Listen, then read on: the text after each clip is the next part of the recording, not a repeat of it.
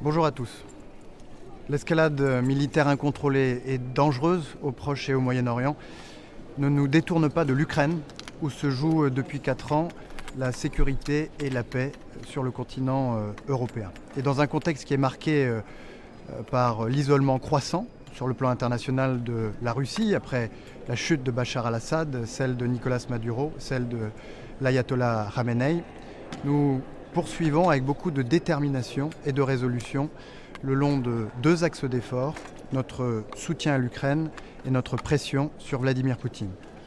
Soutien à l'Ukraine qui a été exprimé par le président de la République vendredi à Paris, où il recevait le président Zelensky, en lui affirmant que nous poursuivrions nos efforts pour que, sur le plan militaire comme sur le plan financier, l'Ukraine puisse bénéficier de tout ce dont elle a besoin pour poursuivre sa résistance contre l'agression russe. Et c'est dans ce cadre que nous souhaitons vivement qu'un accord puisse être trouvé sur le prêt de 90 milliards d'euros qui mettra l'Ukraine à l'abri de toute difficulté financière pour les 2 ans qui viennent. Et puis pression sur Vladimir Poutine.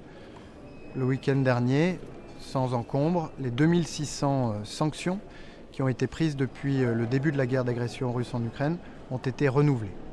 Et aujourd'hui, à Bruxelles, s'ajoutent à ces 2600 désignations et sanctions 9 nouvelles désignations de criminels de guerre responsables du massacre de Boutcha, dont nous allons marquer dans quelques jours le 4e anniversaire. S'ajoutent également à ces 2600 sanctions 4 sanctions à l'encontre des propagandistes du Kremlin, y compris un franco-russe, Adrien Bauquet, véritable agent de recrutement de combattants étrangers en Ukraine, responsable d'apologie de crimes de guerre, responsable aussi de campagnes de désinformation en Europe et en Afrique.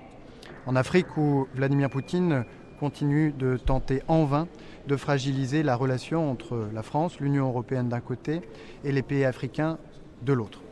Mais quelle est la contribution de la Russie au développement du continent africain? C'est zéro.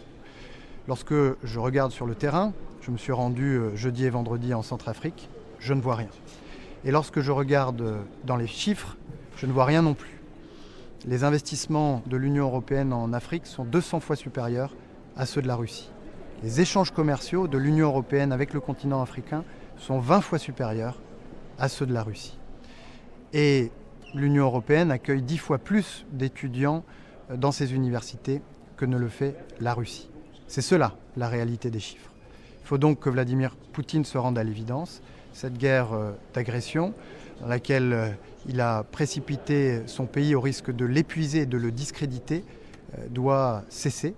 C'est un échec stratégique, politique et économique qui doit désormais prendre fin. Je vous remercie beaucoup. Monsieur le ministre, une question, monsieur le ministre.